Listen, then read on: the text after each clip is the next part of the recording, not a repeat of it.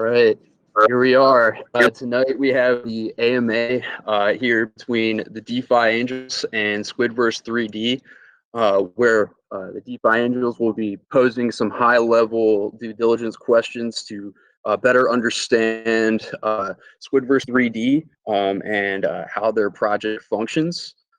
With that, Squidverse3D is a metaverse P2E game. The Squidverse3D verse will consist of 6 mini games where players will start poor and play to survive, participate in the in-game events, and earn money against other players or against bots. The game will be playable by minting your own NFT character. So, there's some very interesting, connections that are made there in that first introduction that Squidverse has with, how they talk about their game, and I can't wait to get a little bit into that. But just to start it out, we have 2 speakers here tonight. I would love for you guys to introduce yourself, what you do as part of the team, how you guys came together, and then from there we'll continue. But the floor is yours in introducing your team. Perfect, Dick. Right. So hey guys, my name is Vinny. I'm the CFO of Squidverse. So, but each of us always keep helping each other in the other functions, roles of the team. Trini, he's the CEO, and we have the LFG, who is our COO, Mello, our CVO, and Brazil is our CMO. So today I'm going to introduce you a bit about our project. Can I share my screen, right? Well, first, we're going to be asking some questions, just high level about your project. In terms of screen sharing, we can talk about that afterwards, after a few more introduction questions. But kind of the way that we like to do to interview projects is to really get to know the team, where the passion is from, how you guys are planning to continue from your launch and be successful with your roadmap. So kind of going off of that, we've talked about you guys as teammates and where you're at there. Can you talk to us a little bit about how your business model works, and how Squidverse makes money as a function of this project, through the incentives that you offer through your metaverse play to earn game? Okay, so basically we are a game token. We are organizing to release our governance token as well. So we are a high graphics 3D P2E game that we already developed, the green light and red light. The game is live. We released the game today. So the way that we make money is with the taxes of the token, which is 3% goes to the prize pool, 3% for the development and marketing, and 1% goes directly to the liquidity pool. We have the tax fees from the game. So basically, it's a battle to earn. So you can bet, for example, 10 SQUID tokens. You can invite friends and create a lobby, which each of them will bet 10 SQUID tokens as well. And then just the one winner. So the winner earns everything.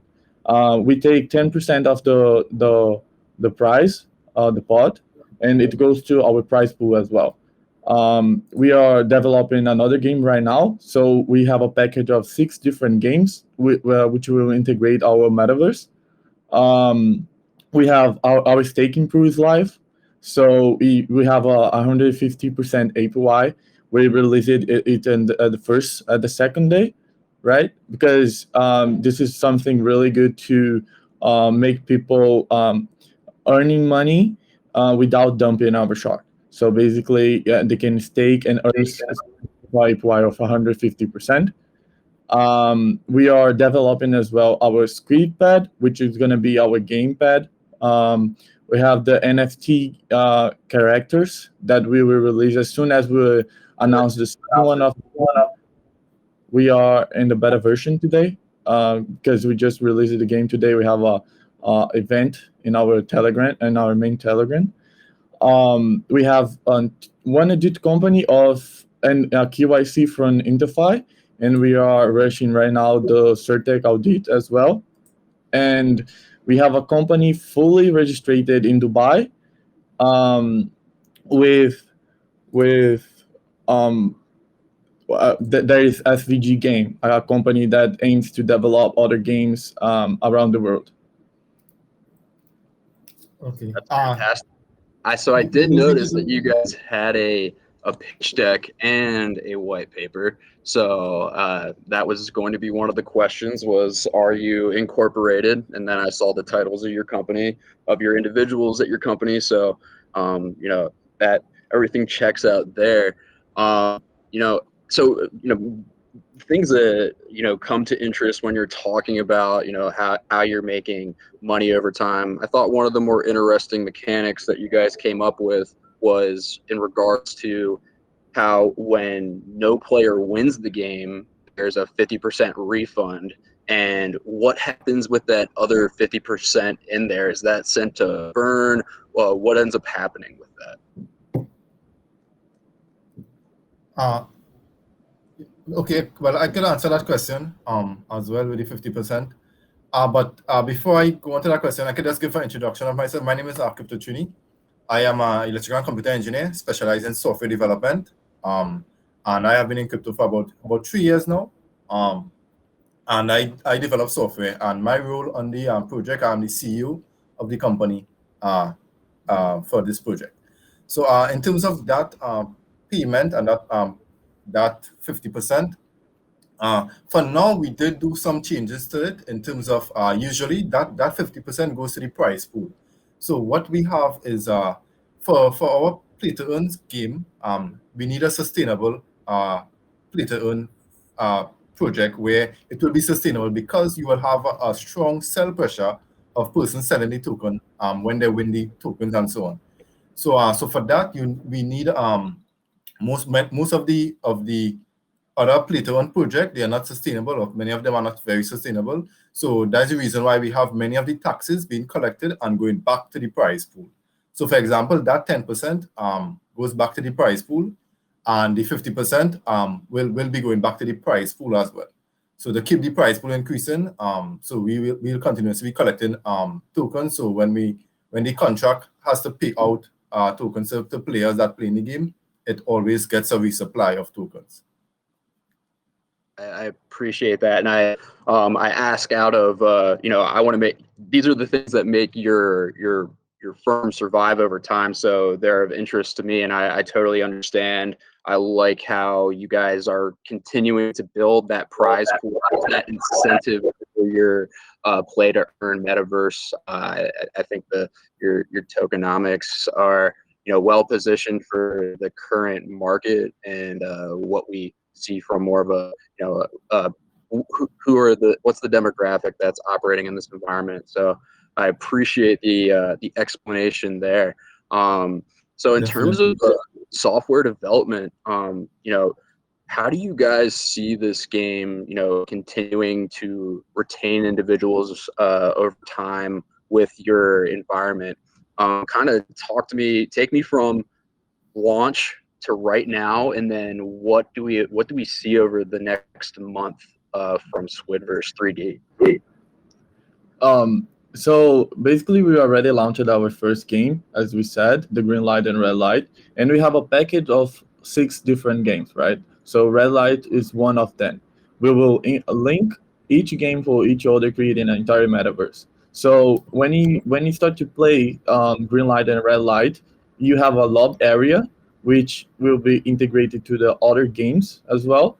And each game, it's based but not copied by the series Squid Games. We take it very seriously because of the copyright problems. So we changed the entire scenario, the characters, the sounds, everything, just because of the legal stuff. And aiming like a long-term idea of what you want to develop. We brought the concept of the series, which is we start as we read in the beginning of the MA, the concept of restart pool without money, and you need to battle and fight to earn something. So this is the same idea of Hunger Games, for example, or Alice in Borderlands, which is super cool and super hyped. I mean, in some other series, and this is comes from the psychologies of the human beings, right? So we are aiming to create a metaverse where people will be able to play the entire games and earn in the end. So let's say that our last game, what we are aiming is create like a battle royale where people will be able to play against each other and with their NFTs, weapons, and etc. Like a entire PvP environment. I I really like the way that, just from what I can see superficially, I guess, from my perspective, not being involved in the project yet, but it's interesting how the game looks like right now from when you go on your site and go through a little bit of the videos that you have. And, I think in terms of developing what you have is like think of it as like, what do we need as a minimum to show that we have fit in our play to earn environment, and then extending from there. So I wanted to backtrack a little bit. I see that you guys, you mentioned about, weapons and minting your own character as an NFT. Can you kind of talk to me about how, a little bit more about how your NFTs interact with maybe in-game perks, or how those gain value versus one another, and what you see as how you see NFTs helping to scale your project? Yeah, the first package of NFTs that we will release in the next few weeks, they are just characters. So for the first game, we that the green light and red light, you just need characters, right? Because this is a game that you just need to run, and not be killed by the guns. And for the first game, we just have characters. So we have the idea to make it in different seasons. So the game that we released today is just the beta version. So we will have another season with the battle pass, where people will be able to buy a package of NFTs that we call battle pass, and they will receive like dances. We receive some different characters as skins in the game. We will release as well the PVU, um, that people will be able to play like in a story, right? So for the other games, we already started the second one that people will be able to battle against each others and fully real PvP. We are aiming to create package of guns, of knives, everything that you can use to um, kill each other, right? So the NFTs is something really important to the project, and we are doing it with a big partnership with one of the 25 top currencies. Very interesting. So in terms of that partnership, how are you? Are you being funded? How's that partnership being leveraged for the benefit of your project going forward?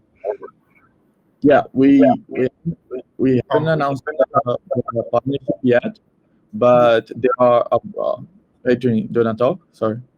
Oh yeah. So that partnership is based on the technology you need for doing NFT minting, because the process needs to be completely randomized, and you need an Oracle system. So there are several Oracle companies out there. So we'll be partnering with a company so that we can integrate, or we can integrate with them in our minting contract, so that the minting process will be completely randomized. So it's a partnership based on a technology, or based on the technology, or we using their technology in our project. I got it. Without giving away exactly who the partner is, we all have a pretty decent understanding if we've been in the environment long enough. However, kind of to that end, I'm gonna to stop asking questions for the moment. I have a couple more. I might chime in a little bit as we transition to some of our core team partners and deal flow committee. But with that, our deal flow committee, a lot of the perspective that you get from the questions that are about to come your way is from everybody's individual perspective, and that's what makes our AMAs very unique. Each of our team members brings a different perspective, but we all have this same shared vision of what this space can become and leveraging these questions that each of us bring to the table. So with that, some might be a little bit more friendly, some might be a little bit more digging, but I will let our team get into it. And guys, please be polite, and looking forward to the first question. Sure, of course. Michael, do you want to go ahead? No, me. I have a question. I have been on your website, and I heard you about how you are careful about not to break the trademark of Squid Game and not be close enough to be sued or face any legal consequences. But the first thing that you read in your website is how you inspire from. You don't say exactly the name, but you express this South Korean virtual drama to be an inspiration of your game. And if you look at the graphics and the game mode, you immediately identify the series as an inspiration for the game. So in your knowledge at the moment, are you sure that once you go bigger, you start to grow more and more, you will not bring or have the bad attention from the developer of the series and have some legal issues about this? Yeah. This nice question, man. Sorry. Yeah, we are aiming to create something that is not completely linked with the Squid Game series, as we said. And we changed the entire scenario. We changed the characters. We changed the weapons. We changed the sounds, the green light, the red light, everything. We changed it just to take care of the legal stuff. And about the website, I sent what we have today to a lawyer, and I will do another law review in the next few weeks with another lawyer, just to guarantee if everything is safe. But we are already developing another website, which I changed everything that has any relationship with the Squid Game series. The copyright situation is something that we are taking really serious here, because we know that if we receive any sue, it will be so painful to the entire project. Okay. Yeah, I'm telling that because it's really obvious in the first sentences that you put inside where the inspiration come from, and I just don't want this to be used against you. Yeah, definitely. So on the start of the project, right? I think many persons heard about the first Squid Game project that was a blog and everything. So what we did is, besides getting the advice, we also did our own research, and so Netflix basically have they basically published it on their website clearly that they took a trademark of the word Squid Game. That's the first thing that Netflix did. So they trademarked the word Squid Game. So anybody using the word Squid Game for anything, any project, game project, whatever the case is, they can't use it with their similar font and with their similar coloring. So that's the first strong case that Netflix has. The strongest trademark they have on their word itself, or on the name in Squid Game. Netflix also have copyright on the concept of their game. So they stated clearly that any person or any company doing the development of any game or any show similar to their game the characters must be different. The scene, everything must be different to their game. So hence is why if you look at our game, we have like completely remodeled all our characters. So you will see some Rastafarian characters. You will see a lady, a Spanish lady with her glasses. None of the characters are based on Netflix characters in their show. So so just to make sure that we don't have any similarities with their show or with their characters or any of their idea in our game. Yeah, I understand that part. It's really just the text that you have on your website who can be a problem, because you clearly stated that you inspired from, you didn't say the name, but it's explicit enough to be associated. So maybe that part should be that removed. sentence. Yeah, catch what you're saying. Yeah. That's a nice catch. We can definitely review that. Yeah, I don't know if I can share my screen, but our new website, we totally cut any relationship with the series. Like you said, for example, the sentence here who says that we to capitalize on the recent hype of the certain South Korean survival drama television, we cut it, we changed everything, the new one. Okay. Which will be live this week. Yeah. On the note of copyright, we also taking it very serious because we have a registered company. So in terms of legalities, could go back to the company which our name is signed to. Many other projects, they have just like a website and they just have like a project on Telegram or what the case is. So they just need to like take down the website and that's it. But with us is a bit more serious implications. You took it seriously, since that you have created a real company. Normally 99.9% of the tokens don't do this. So we are far in advance. The plan that you have to create this battle royale is good too. And the package that you are creating is what the other battle royale are using, and this is where the money comes from. Yeah, so definitely. Yeah. I in my experience, I'm a YouTuber, and on my experience as with my own channel and everything, the standard set for crypto project is extremely low, right? No project has any company or anything. So that's why we see the need to create a company, because to get listed on certain exchanges, you need a company. As well as, I don't know if we mentioned it before, but we will be one of the sponsors participating in the Crypto Expo Dubai, which will also have companies like Binance, Coinbase, several of the large companies there, several large investors as well. And we will be there in person. Our booth is already paid for. We are on their website as a silver sponsor.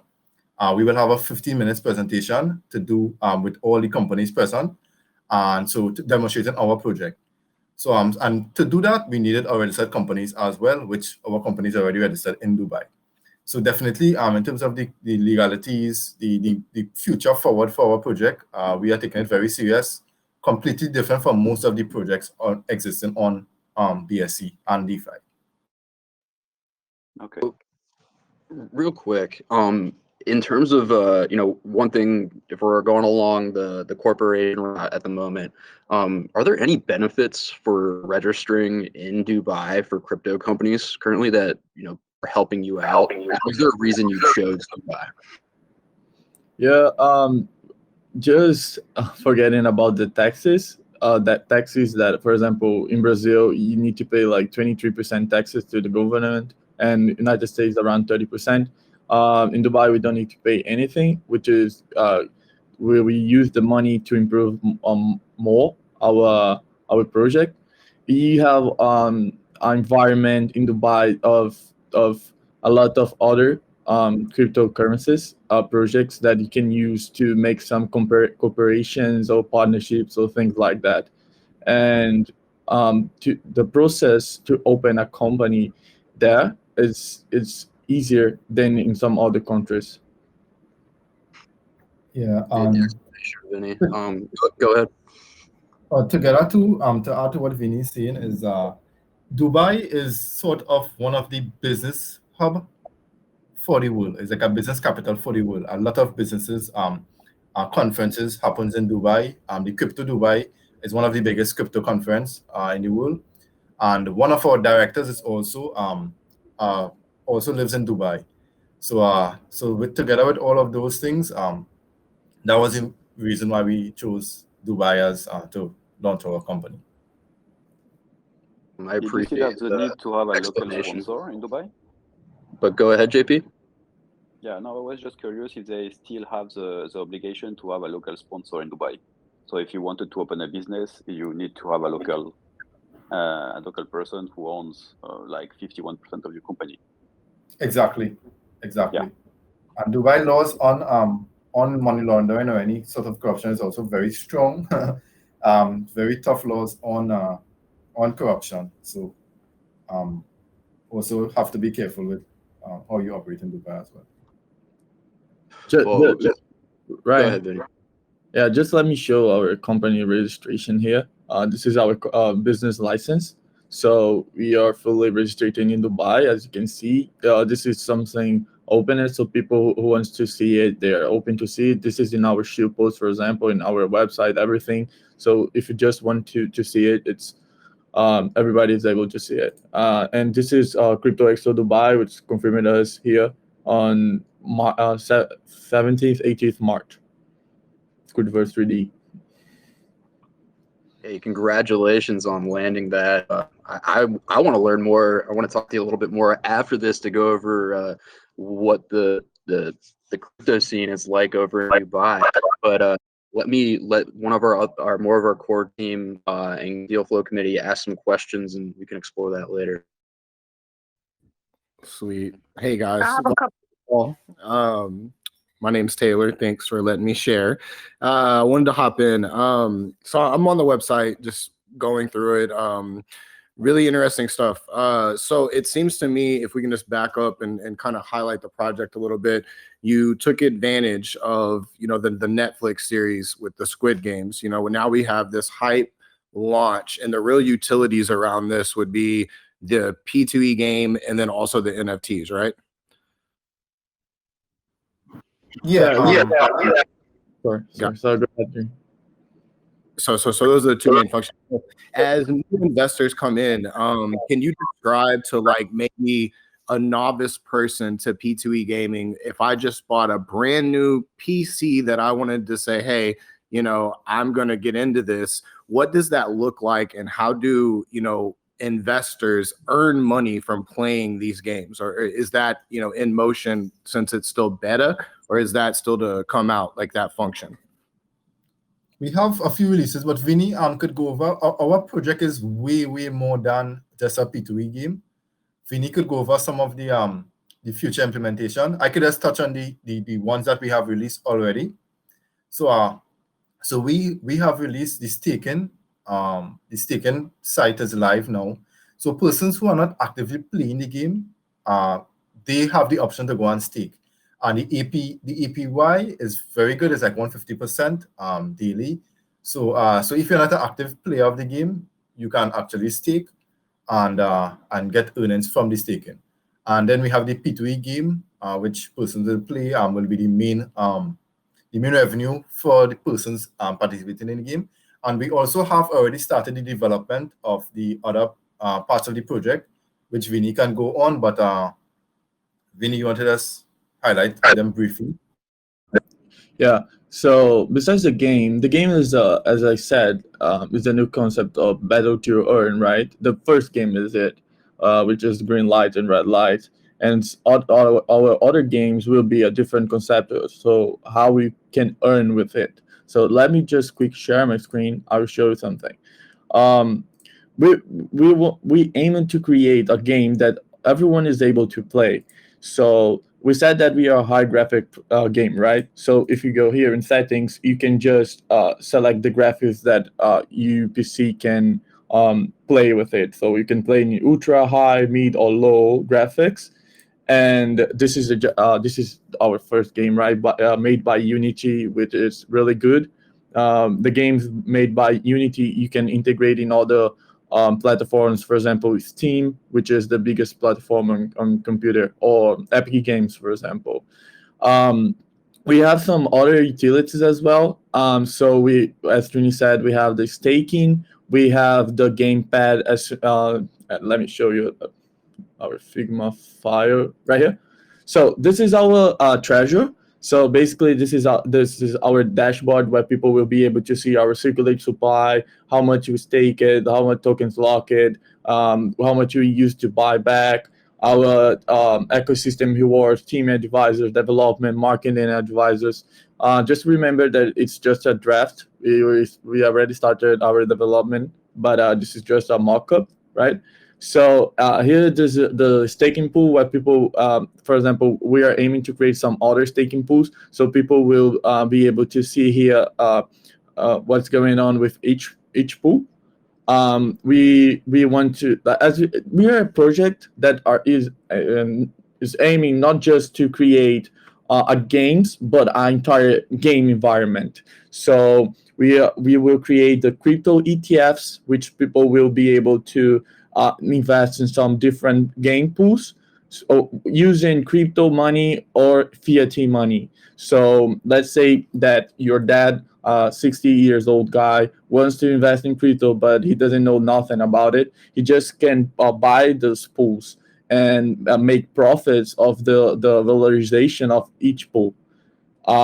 We have the SQUID pad, and in the dashboard you'll be able to see the number of projects launched, the total money raised, and the total number of participants in the site.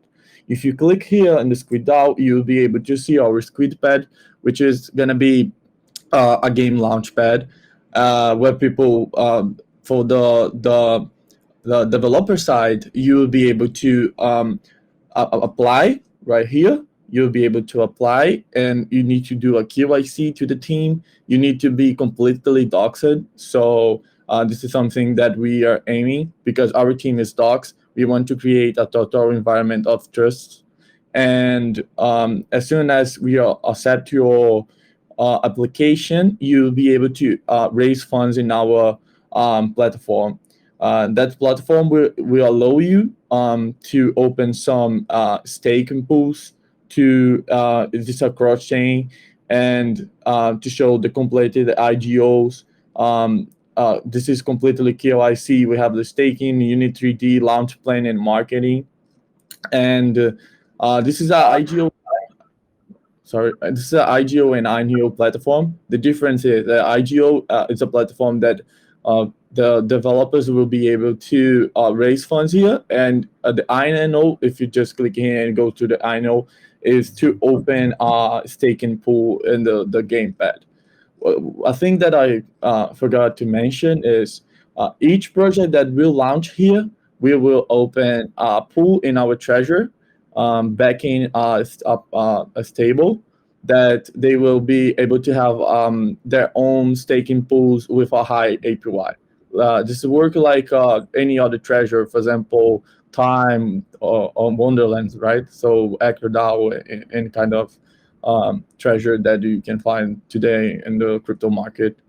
And as a part of the investor, you will be able to invest in some different projects.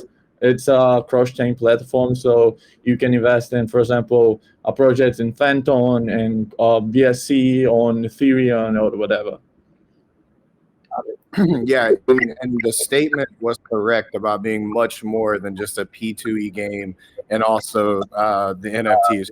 It's a great layout. Thanks for sharing that. I also really like the fact that you're putting the ETFs in. Risk mitigation, and like you said, it could appeal to more of a traditional investor, right? So I like that. So in terms of development, right, like this is a big project. How many people on the team currently are devoted to development, and what is the timeline, would you say, or runway that people can expect to see this fully completed? Yeah, today we have two hired developers. I'm hiring one more. And as soon as we have, we are in time, excuse me, Trini, that we have in time and funds enough to release our governance token, the platform that I showed to you guys will be completely rebranding as soon as we release our governance token that we call Omni. So we will have the Omni pad and the Omni treasure. We have like 3 developers today and a team of 40 people helping to build the project. Yeah, Yeah. just to clarify, the developers working on the launchpad, those are different developers from the game developers. So on the gaming side, so if you see how we are organized, Vinny more handles that the DAO, and with his experience and his knowledge, he handled the DAO and everything and the launchpad. I am based on my software development and my engineering background, I'm working with the developers on the gaming side and the integration with the gaming and the P2E. So so on the gaming side, we have a separate team or separate developers. So we have a game developer and a blockchain developer who makes the contract. And then we have a docs developer working with us. He's fully docs to the community. His name is Kyle. He's also on our team, and he's our developer for our tokenomics and our token blockchain and everything.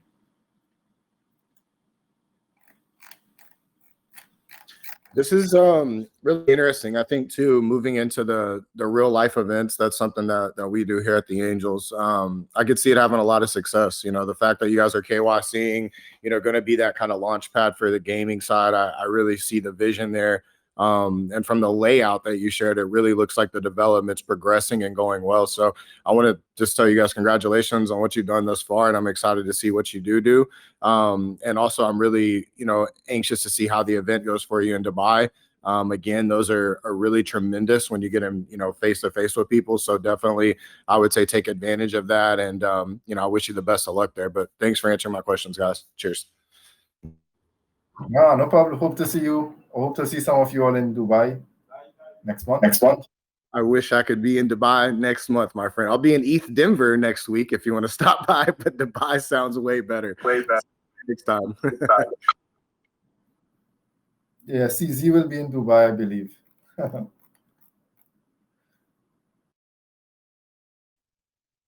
Hey guys, I have a couple of questions. Forgive me if you already spoke on this, but in the white paper, you did bring up, and I know Taylor just spoke on that, that you are going through an audit company, you know, for the KYC. Did you provide like the name of the company, of the audit company? Yes, the name of the company is, let me just, sorry about that if we didn't have it before. And the name of the company was And what is DeFi Audit Company. Okay, Oh, yeah, InterFi. Okay. Yeah. What is InterFi's? What is their process? What are their like their procedures and their protocol? So InterFi, we needed, this is the audit certificate. I think this is also published on InterFi website. So we needed to do a video KYC as well as submit all our identification information, like our passport. So so all of the directors of the company,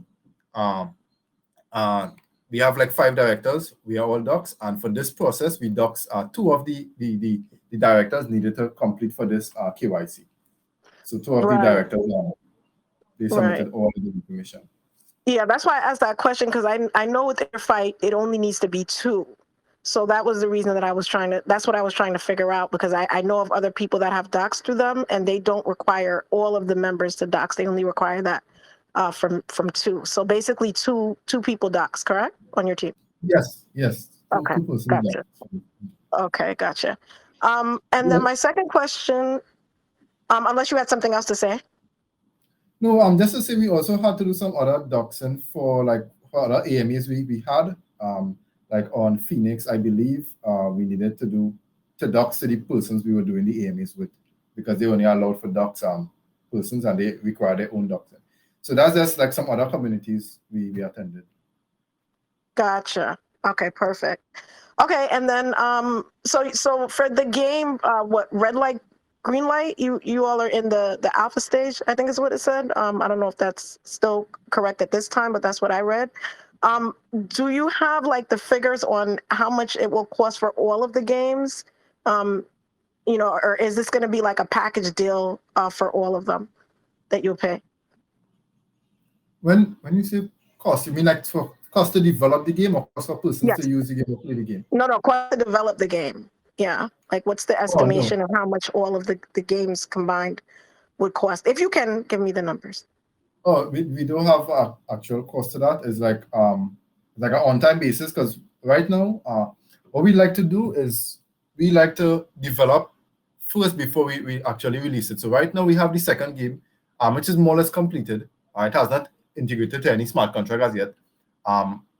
So we like to release the development before we actually like start to talk about it. But for the costing, for the overall costing, we won't have like the overall costing to develop all the game. But the timelines for releasing the game is we're looking at 1.5 months per each game to go through the testing, the development, and the releasing and adding to the smart contract.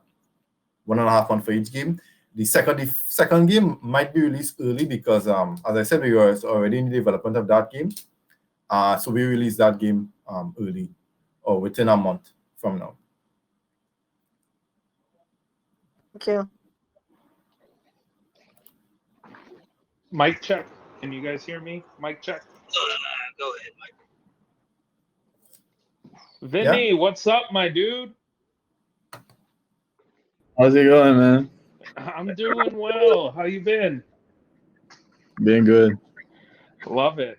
Glad to have you guys here. Sorry I wasn't able to speak earlier. I was with my daughter. She was at jiu-jitsu practice, but I did want to ask you guys, I was pretty curious, how do you foresee your project really making it out through the current macro market conditions? You know, we see a lot of these DeFi projects, you know, they have these innovative ideas, they're able to do something great, but you know, they're not able to survive through the fluctuations of the macro market. So how do you guys plan on pursuing that? Great question. Oh, just realized, is that you, Michael? Yeah, man, it's me. It's me. That's great. Sorry. Okay, so when you launch a currency, you have some strategies to do it, right? So we had private sale of 300 BNBs and then a pre-sale of 750 BNBs. Each investor on the pre-sale invested 0.75 BNBs. So we had, before we launched, around and we had a VC allocations as well, a 50K VC allocation. So we had, before we launched, around more than 1,000 investors. So because of that, we knew that when we launched it, some of people would cheat on us in a way that they will sell it. And we launched it, and we start to have some people selling, and we stayed without doing a lot of things for a while, for around 3 or 4 days, just waiting to then to shake out some sorry to call them cheats, but this is a crypto market word, so to checking out some pre-salers, right? And then I was buying some bottles just to make it to create a floor, a healthy floor, and I organized it with some friends, not a pump, but to increase and get racket some pre-salers who sold, and then they start to FOMO in again, and we create a health chart. If you take a look, we hit our all-time high yesterday, and 24 hours later, we're still in the same floor with people holding and staking their coins. So we selected a strategy to get a lot of funds from the pre-sale and the private sale. We used that funds to invest in some things that we think that is really important, like the company registration, the Crypto Expo Dubai, the CertIC that we got CertIC, and some other important things. I like it. Okay, so you've got things staggered for releases to continue that hype, so that way your news doesn't die out as the product is being developed. Am I understanding that correct? Yeah. This is the first time that I showed the Squid Pad and the Squid DAO for anyone. And we have a lot of other things to release. We have another 5 games, as I said. We are already developing the Squid Pad, and we are in talking with some streamers that will stream our game. We are in touch with 2 exchanges. One is Tier One, one of top 7 exchanges that is able to list us as soon as we reach $10 million, and another one that is top 25 current actions that we are in touch right now to list us as soon as possible. That's awesome. I'm yeah. really excited. Sorry, I didn't mean to interrupt you.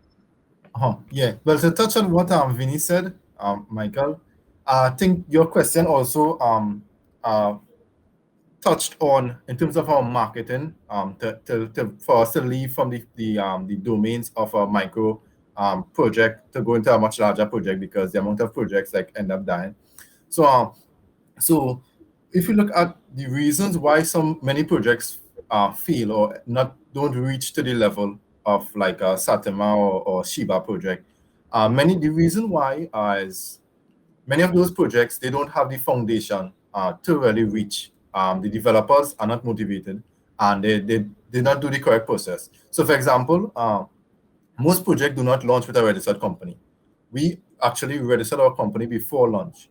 So by registering our company before launch, that will put us in a position where we will be able to get a lot more partnership, a lot more institutional investors, a lot more opportunities for us and for our project, because for example, the Crypto Expo in Dubai, we will have a huge opportunity to meet many other projects, many investors, to have a good area to demonstrate and showcase our project. So that's a significant reason, or something different we are doing in terms of having a registered company. It will help us to market into areas where other projects were not able to market because they are not registered, and they don't have an actual company backing their project. So I just wanted to mention that as a reason for us to be successful. Yeah, and we have one goal, and one main goal that for me personally is super important. That is change the mindset of the BSC investors. So if you take a look in our chart, it's completely health. You can see like pump and dump, sorry, I will say a bad word. You can see a pump and dump or something like that. We created some force and environment of trust. So every day I'm engaging with our community, talking about our project, talking about the ecosystem, all the projects as well. We are every day giving some feedback, some news, updating our investors, everything, just to keep them update about what we are doing, what we want to do. And this is something so rare in the BSC chain because of the gas fees and a lot of shit coins. You can see that people just invest, pump it, dump it, and go to another project. Like every day they launch 1,000 of different projects, a lot of shit coins that increase the market cap around like, I don't know, like 800%, and then just died. And this is something that we are not aiming here. We want to create a health chart, a health product, like an environment of trust. So this is my main goal personally. Awesome. So before this is over, I want to sneak in. Go ahead, Rex. I just wanted to, thank the Squidverse real quick for coming on. Vinny, it's good to chat with you. We'll chat soon on some more stuff. I'm very excited for what you guys are building. Rex, go ahead. All right. So I'm a coder. Been a software guy for a very long time. So I, sort of quick went over your contract. Looks like a pretty standard fee token contract. Any info on when your 721 contract is dropping? On what is dropping? The NFT contract. Oh, the NFTs. Oh, okay. So the NFTs, we don't want to give a timeline like to lower your expectation to not meet your expectation, but we're looking at releasing the NFTs in about 3 to 4 weeks. because our goal right now is the NFTs. Definitely, we're thinking strongly on it, because on one end, we want to encourage persons playing the NFTs, right? So we want to have it as free as possible. But on the other end, because of the Oracle and because of the Oracle integration, where you need to, for each call that the NFT contract makes, there's a fee which we have to pay, and so there's a fee to mint tokens on the NFT for each user minting on the NFT. But so are there hooks? I didn't see any. Are there hooks in your ERC20 contract for the NFT? And how do those two relate to each other? No, the NFTs will just be NFT where you pay for the NFTs using the tokens or BNB, and you pay for the NFT and you mint an NFT. Okay. So basically simple, but in terms of the price for the NFTs, we want to have it free, but it's not possible because of the Oracle, the function being called. You have to pay for each time it is called, so it's not completely free. So no, there's gas involved for sure. And gas involved, yeah. The gas users usually pay the gas, but so I listened to you answering JP's questions. Just let's see if I can maybe clear it up for myself.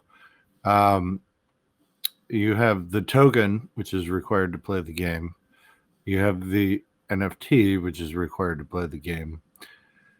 And so, like most games, most of the tokenized games anyway, you're basically requiring new users in order to pay the existing users. Like, how exactly does the play to earn work, and what kind of additional sources of income does the game or games have that could fuel a play to earn over the long term?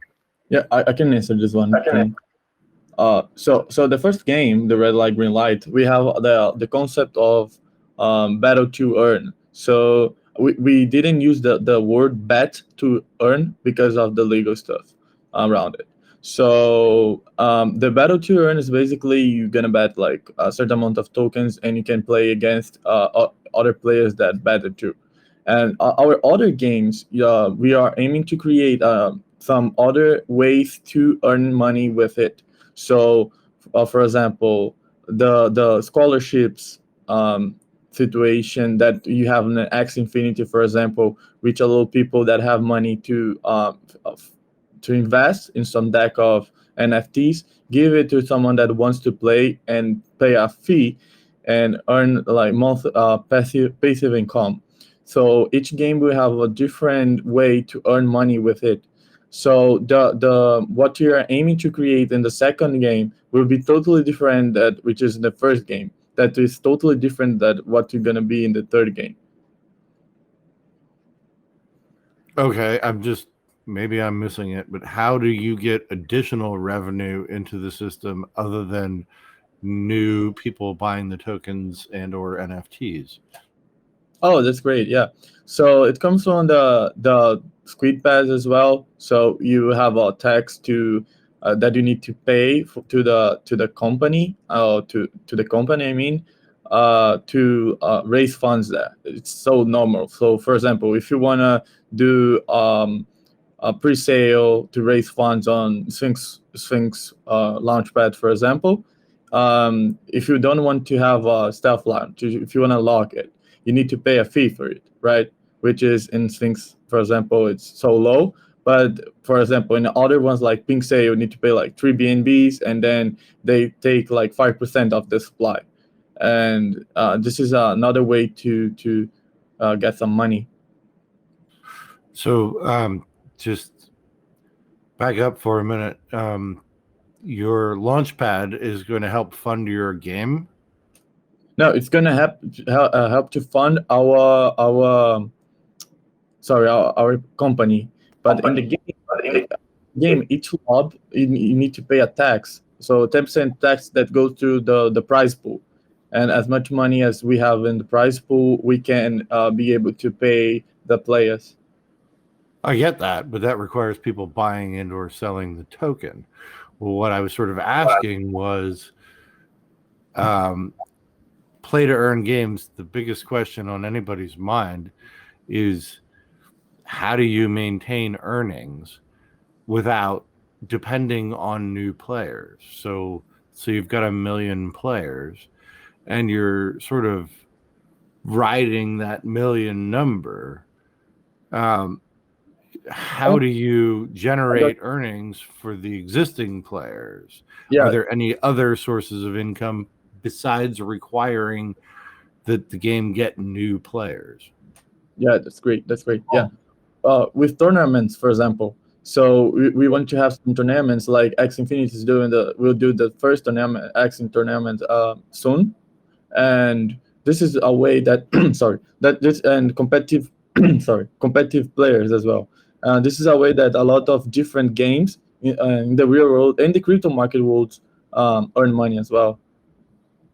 Yeah, and well, this is the reason why we made our project so diverse and not only having a play to earn game, because you need a lot more.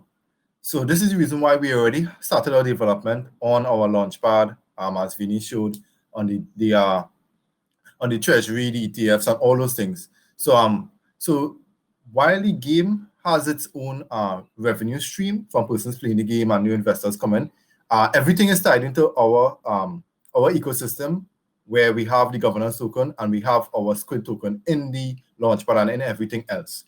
So we haven't finalized on everything as yet in terms of how the tokenomics will be for the entire ecosystem, but the sustainability will come from the different utilities we have in the project. So this is the reason why we're pushing so much to have other utilities other than just the gaming. One utilities we didn't mention was the Ethereum bridge. So we will be able to launch on Ethereum and bring in Ethereum investors. So persons who are on Ethereum network, Ethereum is like the biggest liquidity in terms for any DeFi blockchain. So persons on Ethereum will be able to invest or to buy the tokens on Ethereum, bridge it over onto BSC, participate in the utilities like staking, gaming, the launchpad, and so on. And then when they're done, they could bridge their funds back over to Ethereum. So also does some other utilities we'll be working on, but all our utilities is geared towards making our entire project more sustainable and more long-term.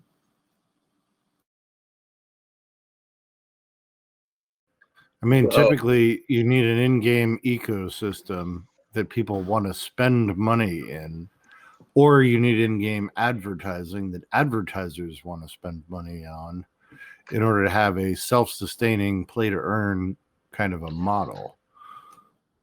So Rex, real quick, earlier in the AMA, they've gone over how the NFTs, are actually think about what is successful in modern, non-tokenized projects. Let's take the very famous Fortnite. This team is going after a very similar strategy with the seasons in creating different dances, different, add-ons for different characters. So every time there's a transaction to get a new NFT, they are getting a tax on that. Outside of that, their game also has the ability to, when nobody wins the actual game itself, 50% of that total prize money is actually is refunded to the players. So it's kind of like, okay, 50% goes to the players that were all playing, but then another 50% that was not won goes into the new prize pool. So the incentive to continue playing is consistently building on itself, and the company is also getting taxes through individuals enjoying the personalization of their in-game character and their experience there. Now that is what makes sense to me. Sorry. Also, guys, Ryan, but that is because if I'm playing the game and I want to buy some personalization stuff, part of that purchase then goes towards funding the earnings that players get. That makes sense to me. Now you've got an in-game economy where I want to spend some money because there's a benefit to me, and some of that spend goes towards rewarding other players. Yeah, agreed. I think we went through some of that in the beginning. You did, and I apologize. I missed the first like 5 or 10 minutes, but I didn't quite understand it anyway. It just takes me a while to wrap my brain around some of these things. Yeah, no, and I'm glad that you did bring it back up, Rex, because that's the way I was looking at it. And I think, Ryan, you hit the nail on the head when you referred to Fortnite, right? Because that's like a free game in a sense. It's free, but where they make all the money is from the customization, the add-ons to characters. So my next question, actually, before this was, raised was, is that in the roadmap, right? Like having these games to where folks can go in and change the color of their fighting uniform, I don't know, or like put stuff on their face and do different, things to their characters, because that's how you can monetize it and really start making more earnings, right? Yeah, go ahead. Yeah. We brought that concept from Fortnite, which is super impressive. This is exactly what made Fortnite be what they are today. Like, they are the biggest. I don't think the Free Fire is the biggest one, but Free Fire has the same concept of Fortnite.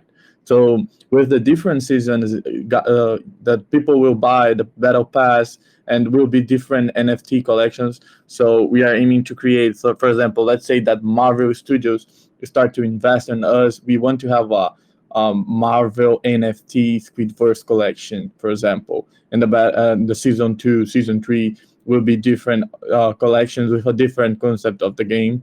And the battle pass will provide, for example, different skins for the weapons, different skins for the characters, dances, and etc. No, that definitely makes sense to me. But that's like my biggest question of any P2E game is, like, how are you taking in revenue to pay the players besides requiring new players? Because just needing new players to pay the old players is essentially a Ponzi, and we don't like those. But if you've got a method or an in-game economy like that, then definitely in favor of it. I'm curious when your 721 contract drops, because I'd like to take a look at that too. Yeah, definitely. The NFT contract, you mean, right?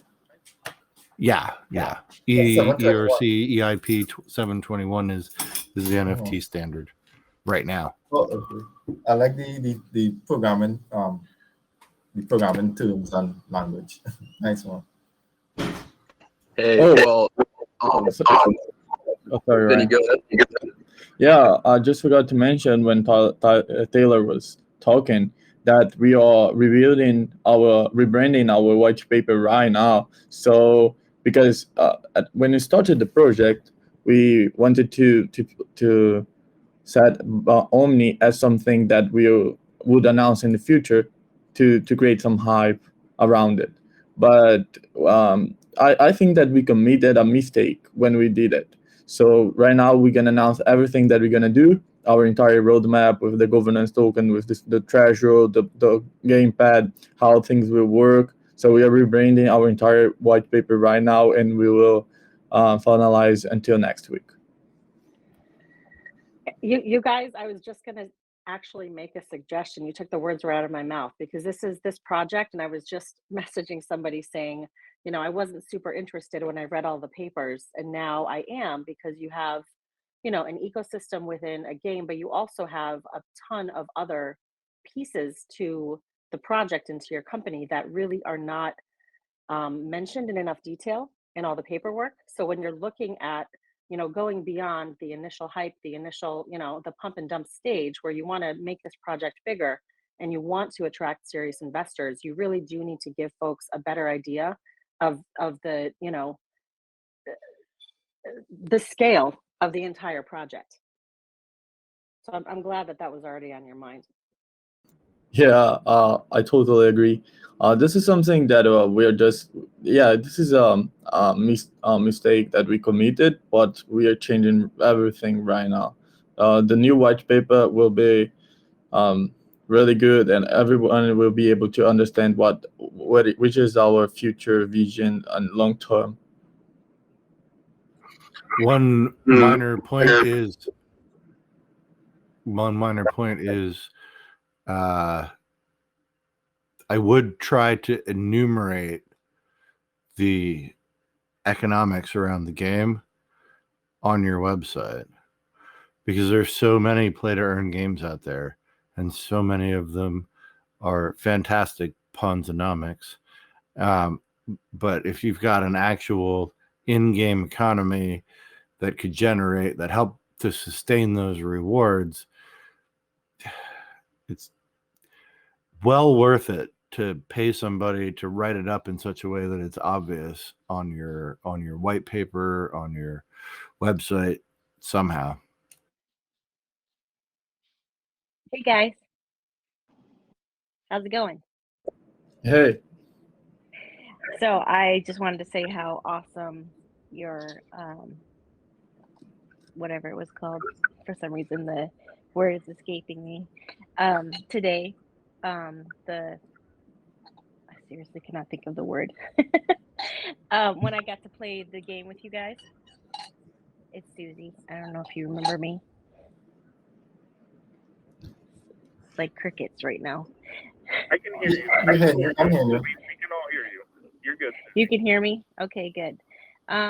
Yeah, so I just wondered if you guys are going to have more of the games, like play the games like you did today, the little whatever they're called. yeah, yeah, game events. Yeah, Game right. events. Yes, you plan on making those a regular thing to draw more people to play? Yeah, for sure. This is something which is really important. We need to show our game for everyone, right?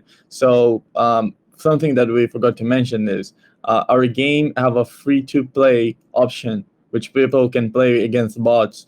So we are in touch with some streamers, YouTubers as well, to make some game events in our Telegram and Discord as well, and we want to do a big marketing campaign to show our game to everybody. People that just want to have fun and they don't want to bet any money or handle with money. Sorry. Awesome. That is all my question was. And I just want to tell you how much fun I had today playing with you guys. That's Yeah, great. really happy and appreciate you coming in and playing the game and everything. If you have any suggestions on the game, please let us know. Well, we have time here for one final question, and then we're going to go ahead and wrap it up. So, Tanner, Kay, anybody King who had a has a question, question. please feel to go. Yeah, go ahead. King, you had a question, right? Yeah, my question got entered in text chat. I was driving. I had a lot of background noise. Sure. All right. Well, on that note, I just wanted to, on behalf of the DeFi Angels, thank the Squidverse team for coming out and going over in detail and answering our group's questions, from your perspectives and where you guys are taking the project in the future. Just on my own personal note, I really enjoyed you guys talking about how everything works from the NFT side and the token side. And yes, the thing that we all work against is the level of education in this market. So with that, the better that your marketing ends up becoming more educational and why your token is so differentiated, or why your tokens are so differentiated. That's what's going to really make it for you guys. And I wish you the best of luck with getting that message across, and then also look forward to seeing what happens after your event there in Dubai. Appreciate you guys coming out. No problem. Anything anybody else have I'm really happy to get the opportunity to do this EMA with you all. We know that you all are legit. Not just any like random Telegram on crypto projects. You all have like serious investors, serious partnerships as well. So really thankful for the opportunity to highlight our project and to talk to you all. Appreciate it. Yeah, I was just gonna say thanks for coming out, guys. I enjoyed the AMA. Thank you. Vinny, I'll see you soon, my dude. Okay, guys, thanks very much. See you, Michael. Thank you, bro.